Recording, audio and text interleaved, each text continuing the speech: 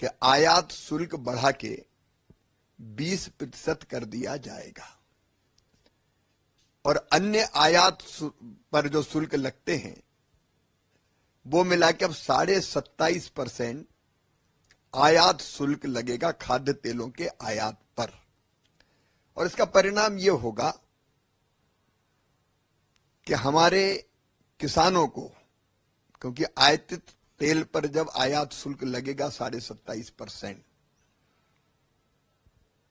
तो हमारे किसानों को जो सोयाबीन और तिलहन की अन्य फसल पैदा करते हैं उसके दाम बढ़ेंगे, किसानों को ठीक दाम मिलेंगे, क्योंकि हमारे स्थानीय बाजार में सोयाबीन की मांग बढ़ेगी।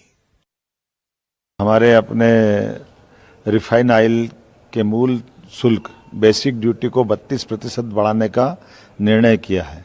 इसके कारण से हमारे सभी प्रकार के तेल की फसलें जैसे सरसों, सूरजमुखी, मूंगफल की फसलों का भी मांग बढ़ेगी। और हम तो सोयाबीन उत्पादक क्षेत्र में से आते हैं, सोयाबीन को भी बड़े पैमाने पर इससे लाभ मिलेगा।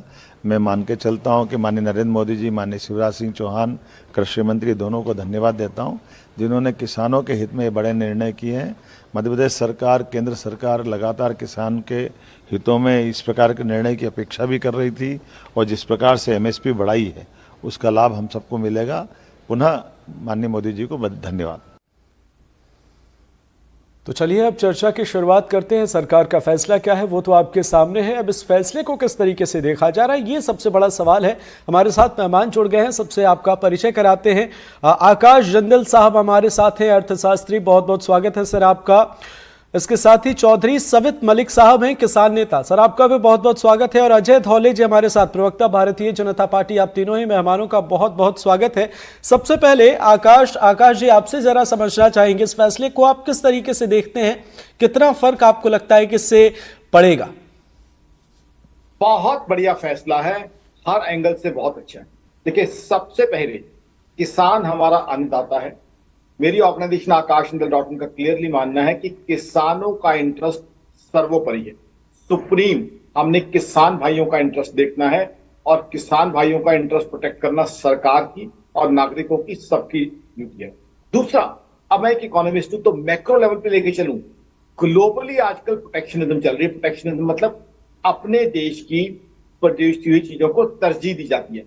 अमेरिका कहता है अमेरिका फर्स्ट अपनी इकोनॉमी के लिए, चाइना अपने प्रोड्यूसर्स को प्रोटेक्ट करता है, तो हम हिंदुस्तानी अपने प्रोड्यूसर, इस केस में प्रोड्यूसर्स हुए हमारे किसान भाई, उनको प्रोटेक्ट क्यों ना करें? जब दुनिया भर में प्रोटेक्शनिज्म के कल्चर को आम शब्दों में दर्शकों को समझा दूं कि दुनिया की हर इकोनॉमी, हर देश आज इस चीज को इंपॉर्टेंस दे रहा है कि जो उसके अपने कंट्री के अंदर प्रोडक्शन है, चाहे कोई मैन्युफैक्चरर कर रहा है, चाहे कोई किसान भाई कर रहा है, उसको प्रेफरेंस दे। और इसके अंदर जो ग्लोबली कॉम्पिटिटिव कंट्रीज हैं, अमेरिका हो, चाइना हो, वो भी सबसे आगे हैं। तो हम हिंदुस्तानी क्यों ना अपने मैन्युफैक्चरर को, इस केस में अपने किसान को तरजीह दें।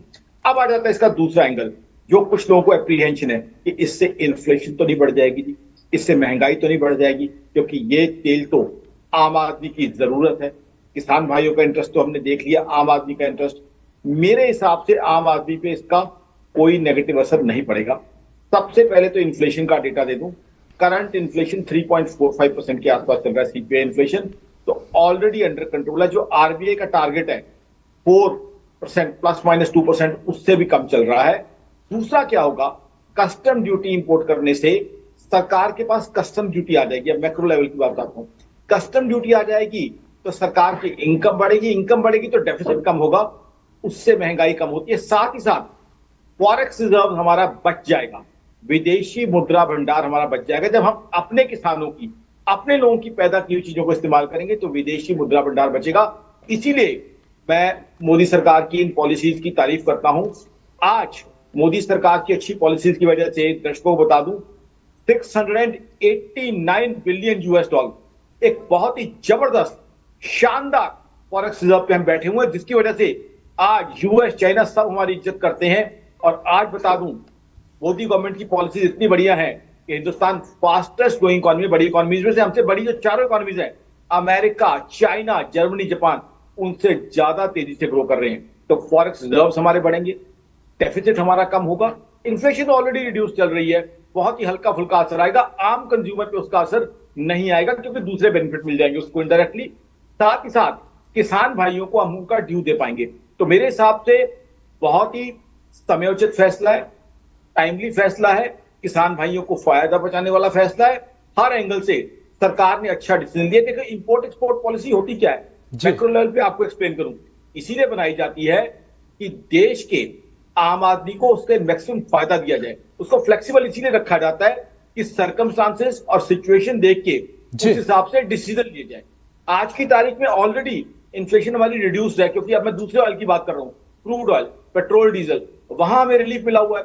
बिल्कुल नहीं, इसका असर तो देखने को मिलता है, लेकिन इस मामले पर बाकियों की क्या राय है आकाश जी, जरा वो भी समझ लेते हैं, फिर आपके पास लौटेंगे, क्योंकि लॉन्ग टर्म कितना इससे असर पड़ता है, क्या इम्पैक्ट है, वो भी समझेंगे। चौधरी सवित मलिक साहब, फैसले का स्वागत या सवाल? देखो, देर आए दुरुस्त आए। जब किसान की फसल खेत में होती है और जब किसान की फसल मंडी में जाती है, उस वक्त सरकार ध्यान नहीं देती और उस वक्त जो रेट होते हैं वो नहीं मिल पाते जो किसान को मिलने चाहिए। अब किसान की फसल मंडी में जा चुकी है, उद्योगपतियों के गोदामों में सभी हमारी तिलहन की फसलें हैं, तो अब सरकार को याद आया है कि कैसे उद्योगपति मित्रों को करें। लेकिन देर आए दुरुस्त आए, अगर इसको लगातार बराबर बना के रखे, आगे किसान की फसल आएगी, उसमें लाभ मिलेगा। दूसरा हमारा कहना, जो पॉम ऑयल आता है उससे उतना फायदा नहीं होता जिससे हमारे देश की इकोनॉमी को नुकसान हो रहा है। पॉम ऑयल आने से तरह तरह की बीमारियां बढ़ रही है और हमारा बजट स्वास्थ्य पर बहुत ज्यादा बढ़ रहा है। क्यों ना पॉम ऑयल पर 100% ऑयल शुल्क लगाया जाए, जब पता है कि वो बहुत सारे देशों में बंद है, तो हमारे देश में उसको क्यों आयात किया जा रहा है और उससे क्यों बीमारी बढ़ाई जा रही है, और जिसकी वजह से नकली तेल बाजार में बेचे जा रहे हैं जो किसान को घाटा देने के लिए मजबूर कर रहे हैं। तो सरकार अगर किसान को लेकर चिंतित है तो हम लगातार मांग कर रहे हैं कि आप ये बता दीजिए कि आपकी फसल का रेट हम ये देंगे। अगर आप निश्चित दाम बता दें कि हम इतनी एमएसपी देंगे, तो सरकार को बाहर से आयात करना ही नहीं पड़ेगा। हमारे मित्र अर्थशास्त्री बता रहे थे कि हमारा पैसा बचेगा, तो भैया आपका सारा पैसा बच जाएगा। आपका किसान इतना दमदार है कि आपको कोई भी तिलहन बाहर से नहीं लाना पड़ेगा, लेकिन जैसी फसल आएगी ये आयात शुल्क। ठीक है चौधरी साहब, आपको रोकना चाहेंगे। हमारे साथ जीतू पटवारी जी जुड़ गए हैं। बहुत बहुत स्वागत है सर आपका एनडीटीवी मध्य प्रदेश छत्तीसगढ़ पर। सरकार ने ये जो फैसला लिया है किसानों के हित में, इसे बताया जा रहा है रिफाइंड तेल पर आयात शुल्क 27.5% बढ़ाए गए हैं। आप क्या कहेंगे, इस फैसले का स्वागत है या सर विरोध है?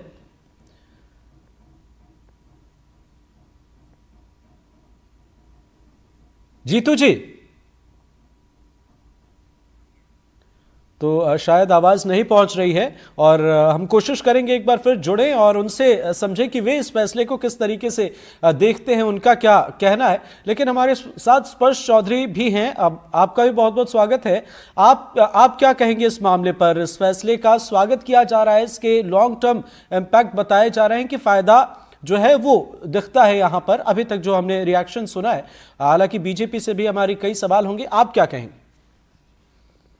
जैसे मुझे ऐसा लगता है कि ये अधूरा एक्शन है, अधूरा काम है।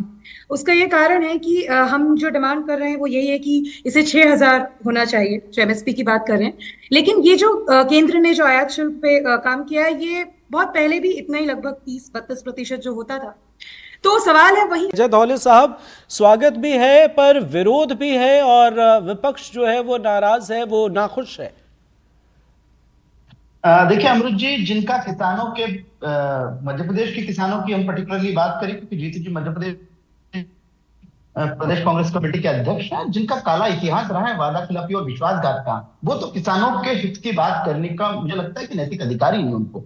निश्चित रूप से आज जो भारत सरकार का निर्णय है बेसिक इम्पोर्ट ड्यूटी बढ़ाने वाला, और देखिए कि आदरणीय गृह मंत्री जी का इस पर ट्वीट भी है, मैं ट्वीट को पढ़ के बताऊं कि मोदी सरकार ने कच्चे पाम, सोया और सूरजमुखी तेलों पर जो इम्पोर्ट ड्यूटी बढ़ाई है, तो उससे मध्य प्रदेश के जो किसान है, साथ साथ देश के जो किसान है, सोयाबीन किसानों का उन्होंने मुख्य तौर पे उल्लेख किया है कि उनका कहा है कि इनसे किसानों का लाभ होगा।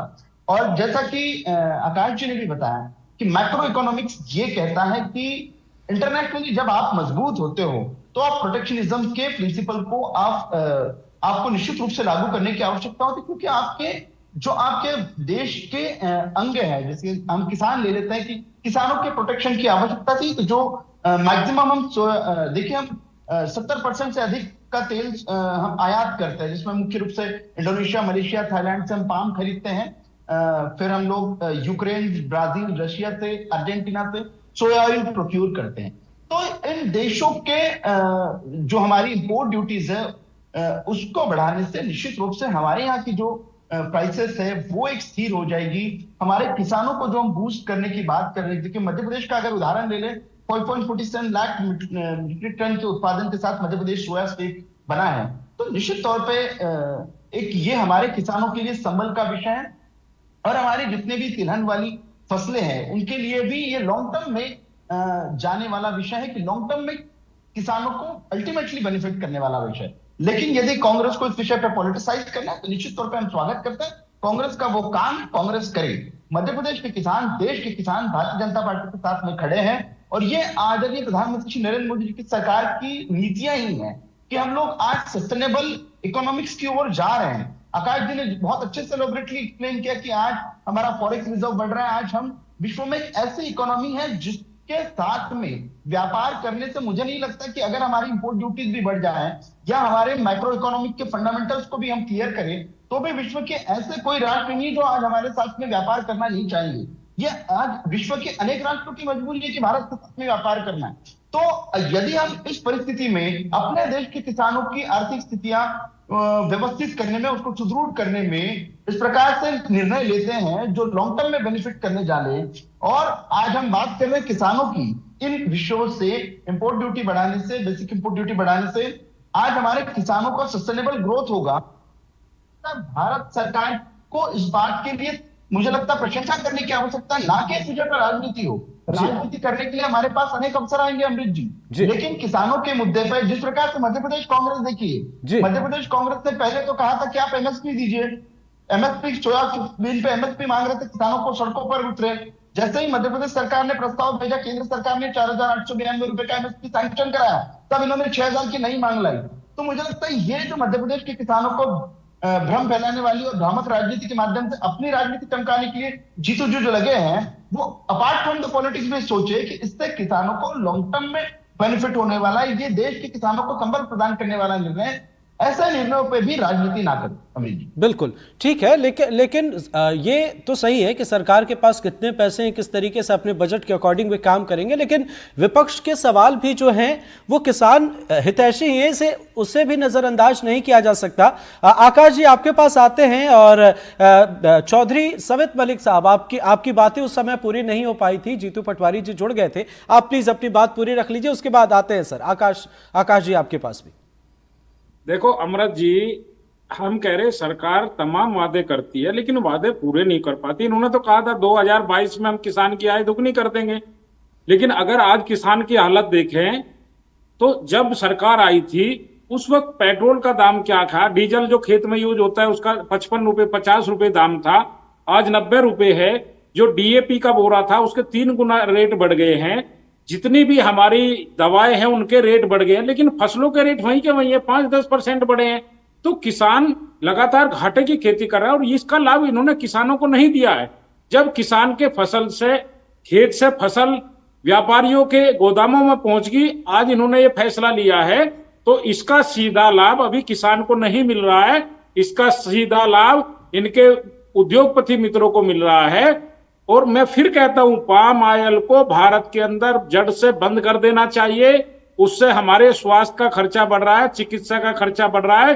भारत देश को बीमार करने की जो साजिश है, पाम ऑयल बंद होना चाहिए। भारत का किसान इतना सक्षम है कि जितने भी तेल की जरूरत है, चाहे सरसों का तेल हो, सूरजमुखी का तेल हो, सोयाबीन का तेल हो, बादाम का तेल हो, और तमाम तेल है, उससे देश को आत्मनिर्भर कर सकता है। लेकिन सरकार को उनको सपोर्ट करना पड़ेगा। उनकी जो लागत आ रही है उसकी लागत पे उनको लाभकारी मूल्य देना होगा।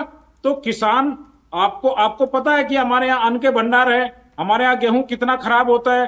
क्यों सरसों नहीं बोते? क्योंकि सरसों का और सोयाबीन का और आपका सूरजमुखी का और तमाम, उनको पता नहीं है कि रेट क्या मिलेगा। कभी कुछ रेट होता है, कभी कुछ रेट होता है। अगर उस संतुलन को सरकार ठीक कर ले और रेट कह दे कि हम इतना रेट देंगे, उससे कम नहीं बिकने देंगे, तो आपको बाहर से कोई भी चीज मंगाने की जरूरत नहीं पड़ेगी।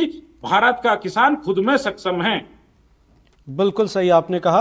अजय जी आपसे इस सवाल का जवाब लेंगे और स्पर्श जी आपके पास भी आएंगे, लेकिन आकाश साहब कुछ कहना चाहते हैं। आकाश जी। देखिए, सबसे पहली बात, चौधरी साहब जो बात कह रहे हैं कि भारत का किसान सक्षम है, इसमें कोई दो राय नहीं। हमारा किसान जो है बहुत कैपेबल है, बहुत टैलेंटेड है, लेकिन इसमें दो चीजें आ जाती हैं। बहुत इंपॉर्टेंट ये चीज आ जाती है कि किस तरीके से हम प्राइसिंग पैटर्न को रखते हैं, क्योंकि प्राइसिंग पैटर्न को हमें इस तरीके से रखना है कि इन्फ्लेशन भी अंडर कंट्रोल रहे। आज तो इन्फ्लेशन ऑलरेडी इस सरकार की पॉलिसी की वजह से अंडर कंट्रोल है। यहां दर्शकों को बता दूं, महंगाई ऑलरेडी जो आरबीआई ने निर्धारित किया था 4%, उससे भी नीचे है, मात्र 3.4% है। तो ये कहीं ना कहीं नरेंद्र मोदी सरकार की मैं अचीवमेंट मानूंगा। जब आज दुनिया में ग्लोबल स्लोडाउन चल रहा है, ग्लोबल स्लोडाउन कहां चल रहा है? मात्र ये बातें पाकिस्तान, बांग्लादेश, श्रीलंका की नहीं है। ये ग्लोबल स्लोडाउन चल रहा है अमेरिका, चाइना, जर्मनी, जापान, इस तरह की इकोनॉमीज में। अमेरिका जैसी economy 2 quarters Russia Ukraine war शुरू होने के बाद उन्होंने नेगेटिव जीडीपी ग्रोथ। चाइना आई डिफ्लेशन का शिकार है, और हिंदुस्तान ने 31 मार्च 2024 को 8.2% जीडीपी ग्रोथ दी है, जिसने हर हिंदुस्तानी को फायदा दिया है, चाहे मेरा किसान भाई हो, चाहे देश का दुकानदार हो, चाहे बिजनेसमैन हो। अब जहां तक बात आ जाती है कि किसान की इनकम कैसे डबल की जाए, उसके लिए मेरी सजेशन सेंट्रल गवर्नमेंट और स्टेट गवर्नमेंट को यह है, खेतों में ऑटोमेशन लाई जाए। ऑटोमेशन लाया जाए, जो हमारे किसान भाई हैं या किसान नेता जैसे चौधरी साहब हैं, इनके साथ बैठ के सरकार ये देखे कि ऑटोमेशन कैसे ला सकती है, किस तरीके से इनके सीड्स और इनपुट कॉस्ट को सस्ता किया जा सकता है, और किस तरीके से इनकी जो मेहनत का प्रोड्यूस है उसको मंडी तक टाइमली पहुंचाया जा सकता है, इंफ्रास्ट्रक्चर अच्छा किया जाए। उस एरिया में मोदी गवर्नमेंट ने कुछ काम किए भी हैं, मैं मोदी गवर्नमेंट की इसमें तारीफ करूंगा, बट इसमें कई चीजें और होनी है जिसमें इनका आउटपुट बढ़ाया जाए। यानी किसान का खेत तो उतना ही है, इनके आउटपुट को बढ़ाया जाए। आउटपुट बढ़ाया जाएगा तो जो सरकार का टारगेट है कि इनकी इनकम डबल करना, उसकी तरफ हम बढ़ पाएंगे। अल्टीमेटली टारगेट ये होना चाहिए कि किसानों को आय कैसे बढ़ाई जाए। तो उसके लिए अगर आउटपुट बढ़ा दें हम, इनपुट कॉस्ट कम कर दें, तो उससे भी किसानों की इनकम बढ़ जाएगी। अल्टीमेटली टारगेट क्या है? क्या टारगेट मात्र एमएसपी देना है या इनकम बढ़ाना? आई थिंक इनकम बढ़ाने को टारगेट लेके आगे चला जाए तो उस सोल्यूशन की तरफ जाया जा सकता है। साथ ही साथ जो इंपोर्ट एक्सपोर्ट पॉलिसी की बात की जा रही है कि कब बढ़ाया, कब कम किया गया, इंपोर्ट एक्सपोर्ट पॉलिसी आज के टाइम में डायनेमिक होना जरूरी है। डायनेमिक दर्शकों को बता दूं कि जो फ्लेक्सिबल है, जो चेंजेस होती रहे लगातार, वो होना बहुत जरूरी है, क्योंकि ग्लोबली ये काम किए जा रहे हैं। ग्लोबली अपने मैन्युफैक्चरर को प्रोटेक्ट करने के लिए दुनिया भर में ये काम हो रहे हैं। तो हमारे यहाँ इस केस में हमारा मैन्युफैक्चरर हमारा किसान है, उसको प्रोटेक्ट करना, उसको मोटिवेट करना हमारी ड्यूटी है।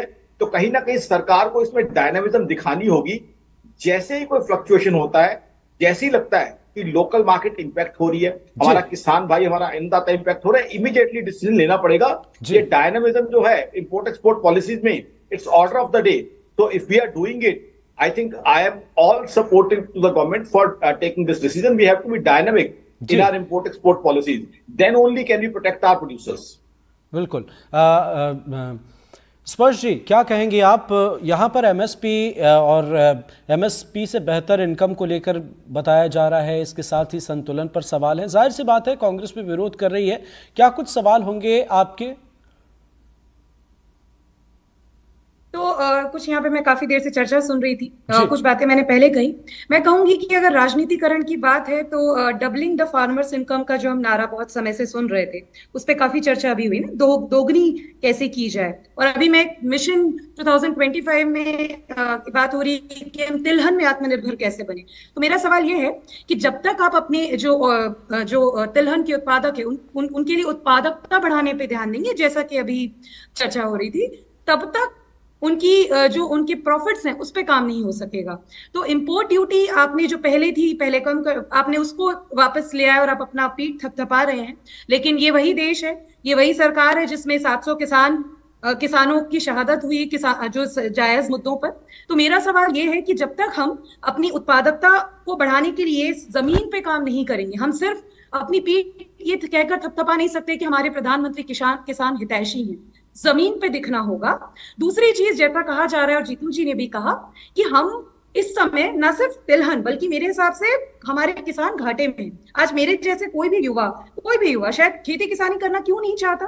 तो आप जो कह रहे हैं, अजय जी कह रहे थे कि राजनीतिकरण, तो भाई आपने अपना ही जो प्रॉमिस है वो पूरा नहीं किया है। अब आप अगर इंपोर्ट ड्यूटी अच्छा कदम है, मैं इसके लिए आपको साधुवाद देती हूँ, वो जो हम डिमांड कर रहे थे। लेकिन एक और बात है, भारतीय किसान संघ जो भारतीय जनता पार्टी से जुड़ा संगठन है, उसकी भी यही डिमांड है कि आप अपना एमएसपी सही कीजिए। सॉरी, जो 6000 हम बात कर रहे हैं। तो मेरा क्वेश्चन ये है कि राजनीति में आप लोग ना पड़े, रादर एक बैठ के जो बात अभी हो रही थी कि मिल बैठकर ये चर्चा की जाए किसान नेताओं के साथ, संगठनों के साथ, कि जमीन पर हम उत्पादकता को कैसे बढ़ाएं। एक और चीज है, अंतरराष्ट्रीय स्तर पर हमारी और जो सब्सिडी गैप है वो बहुत ज्यादा है।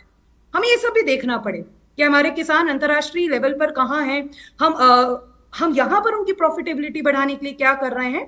और मिशन आत्मनिर्भर जो 2025 में तिलहन को लेकर सोच रहे हैं, कहीं वो दूसरा जुमला ना निकल जाए जैसे 2022 की दोगुनी इनकम करने का बात हुई थी। ये मैं कहूँ। बिल्कुल। अजय धौले साहब, घाटे में किसान हैं, संतुलन पर सवाल है, क्या कहेंगे आप? देखिए अमृत जी, वैसे ही जैसे मैंने अपने ओपनिंग स्टेटमेंट में कहा कि मंशा पे यदि सवाल खड़ा कर देंगे तो मुझे लगता है सरकारों का काम सरकारें चलाना भी नहीं रह जाएगा। इसी तौर पे आप देखेंगे आदरणीय प्रधानमंत्री श्री नरेंद्र मोदी जी की सरकार के जो 4 वर्ग हम प्रमुख मानते हैं, उसमें हमारा अन्नदाता भी है। और ये एक ऐसा निर्णय नहीं, इसके पूर्व भी आप ऐसे अनेक निर्णय हैं जब जब देश के किसान के साथ में खड़े होने का विषय, भारत सरकार या मध्य प्रदेश की सरकार उनके साथ में खड़ी है। हम लोग तो ये मानते हैं, मध्य प्रदेश का किसान हो या देश का किसान हो, अपने जनादेश के माध्यम से ये भी स्पष्ट करते रहे कि हमारी नीतियां, भारतीय जनता पार्टी की जो नीतियां हैं वो निश्चित रूप से किसान हितैषी रही है। जैसा कि अभी फर्ज जी बता रही थी कि आज हम इंटरनेशनल पैरामीटर्स पे भारतीय किसानों की उनके साथ में तुलना इसलिए नहीं कर सकते क्योंकि ये थोड़ा सा स्टडी का विषय है कि भारत में किसानों के पास रकबे बड़े कम होते हैं, विदेशों में रकबे कम होते हैं। तो आपको हमारा उनसे जो लेवल प्लेइंग फील्ड की बात होती है, लेवल प्लेइंग फील्ड यही डिफरेंशिएट हो जाता है। हमारे यहाँ मार्जिनल जो फार्मर होते हैं उसके पास 1 एकड़ 2 एकड़ खेती वाला भी किसान होता है और वो भी संपन्नता के साथ में खेती किसानी करता है। तो हमारी नीतियां जो 50 एकड़ वाले के लिए बनेगी वो हमारे 5 एकड़ वाले किसान के लिए या 2 एकड़ वाले किसान के लिए भी कैसा सुटेबल हो, ये देख के सरकार नीतियां बनाती है। रही बात आज के राजनीतिकरण की, तो मैंने आपको उदाहरण भी दिया कि मध्य प्रदेश में किसानों को सोया के मुद्दे पे आप सड़कों पे लेके आए जी, लेकिन आपने जब एमएसपी की बात आई 4,892 रुपए किसानों और किसानों में संतुष्ट है, फिर भी आप उस किसानों को 6,000 की तरफ लेके जाने चाहिए। तो देश के किसानों को उत्पादकता से आप मोड़ रही है राजनीतिकरण के, उनको दलदल में फंसा के। ऐसा ही हमने किसान आंदोलन के समय में देखा। आज देश का किसान देश की ग्रोथ में कंट्रीब्यूट करना चाहता है, ना कि आपकी राजनीति चमकाने के लिए सड़कों पे उतरना चाहता है। ठीक है अजय धौले साहब, वक्त कम है, संक्षेप में एक सवाल आपसे जानना चाहेंगे। विरोध में जो सवाल हैं या विपक्ष के जो सवाल हैं, क्या इस पर कोई गुंजाइश नजर आती है या फिलहाल जो फैसला है यही चीजें नजर आएंगी? देखिए अमृत जी, मुझे लगता है सरकार सबका साथ सबका विकास की जब बात करती है तो उसमें देश के सभी हितधारक आ जाते हैं। देश के किसानों के हित में जब जब निर्णय लेने की बात आएगी, जब जब ऐसे सुझाव भी आएंगे जिनको इम्प्लीमेंटेशन की बात है, जैसा कि अभी आकाश जी ने बहुत अच्छा सुझाव दिया, हमारे चौधरी सतवीर जी ने जो सुझाव दिए, निश्चित तौर पर सरकारों का काम ही है सुझाव को सुनकर नीतियां बनाना। और भारत सरकार, मध्य प्रदेश की सरकार इस मामले में आपने देखा होगा कि जब जब सरकारों के पास सुझाव आए उनको एक अच्छे न्यायोचित ढंग से इंप्लीमेंटेशन करने में कार्यरत रही। बिल्कुल। और फिलहाल वक्त कम है, हम आपसे सवाल ज़्यादा नहीं ले पा रहे हैं। आप सभी का बहुत बहुत शुक्रिया। उम्मीद करते हैं सरकार के जो फैसले हैं या विपक्ष के जो सवाल हैं या इस मामले पर सियासत, लेकिन इन सब के इतर किसानों का अगर भला हो तो ये सबसे बेहतर होगा, हमारी यही उम्मीद है। और हम लगातार सवाल उठाते आए हैं, आगे भी आपको सवाल और तस्वीरें भी दिखाते आएंगे। हमारे साथ जुड़ने के लिए सभी मेहमानों का बहुत बहुत शुक्रिया। हमारे